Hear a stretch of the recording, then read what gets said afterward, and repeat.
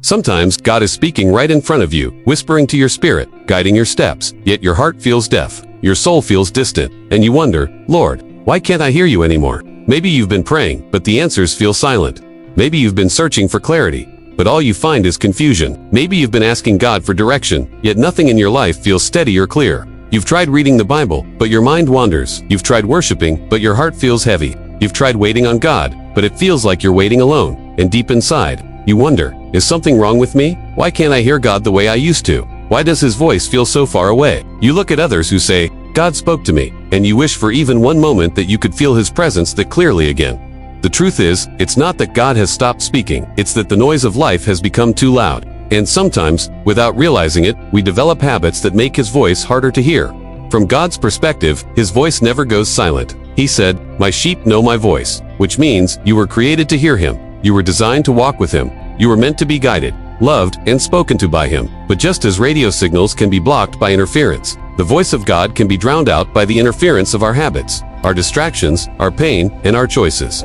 God doesn't hide his voice out of anger. He doesn't withdraw out of disappointment. He doesn't fall silent because you're unworthy. Sometimes he waits, not because he's absent, but because he wants your heart quiet enough to recognize him again. And so today, we're going to go deep. We're going to uncover 6 habits that may be blocking the clarity of God's voice in your life. Not to judge you, not to condemn you, but to help you break free so you can once again hear the one who has always been speaking.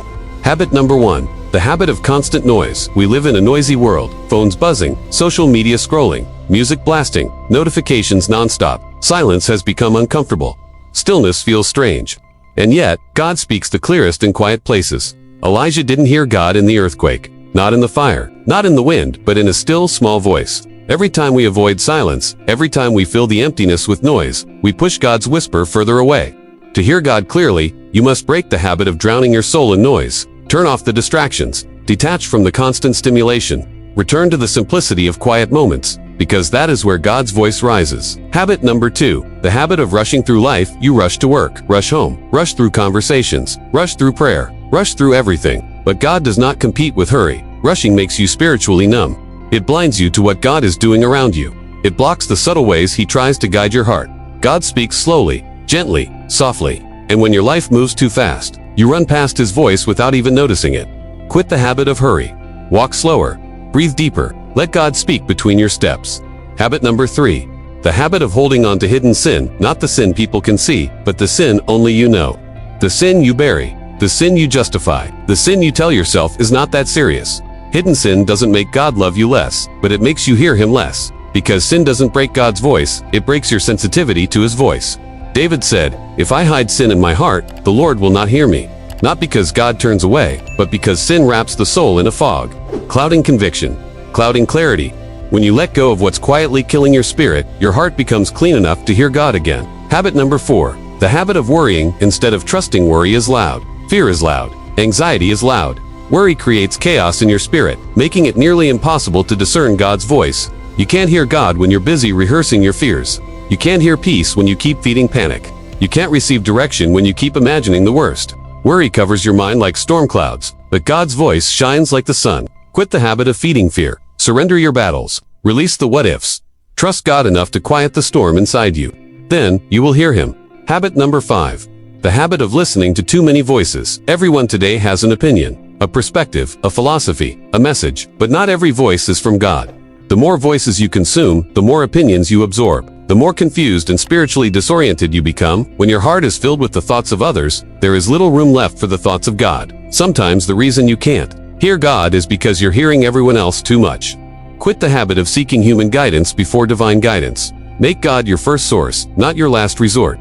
Habit number 6. The habit of self. This one is deeply spiritual. Many people don't hear God not because God doesn't speak, but because they don't believe they're worthy of hearing him. Self-doubt whispers, God speaks to others. Not to me. I'm not spiritual enough. I'm not holy enough. I'm too broken, too sinful, too imperfect. But God says, my sheep hear my voice. Not perfect sheep, not strong sheep, not worthy sheep. My sheep. You belong to him, and he speaks to those who belong to him. Quit the habit of believing you are spiritually unworthy. Quit the habit of disqualifying yourself. Quit the habit of assuming God is silent just because you feel imperfect.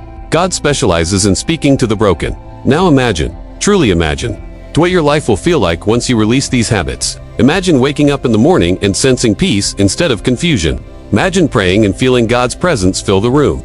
Imagine reading scripture and suddenly the verses feel alive again. Imagine making decisions without fear, because you know God is guiding you. Imagine walking through life with a quiet confidence, a holy assurance, a spiritual clarity that you have longed for. Imagine having a relationship with God so close that you recognize His whisper even in the smallest moments. When you let go of these habits, the noise, the rush, the hidden sin, the worry, the outside voices, the self-doubt, your spirit becomes clear again. Your heart becomes sensitive again. Your soul becomes open again. And God's voice becomes unmistakable, comforting, steady, warm, guiding. You will realize He was never far, never silent, never absent. He was speaking all along. And right now, God is speaking to you even through this message. He is saying, "My child, I have never stopped calling your name. I have never withdrawn my voice from your life. I am closer than your breath. And I long to walk with you again. Release what is clouding your heart. Come back into my quiet presence. I am here, and I will speak to you again." If this message touched your heart, stay connected.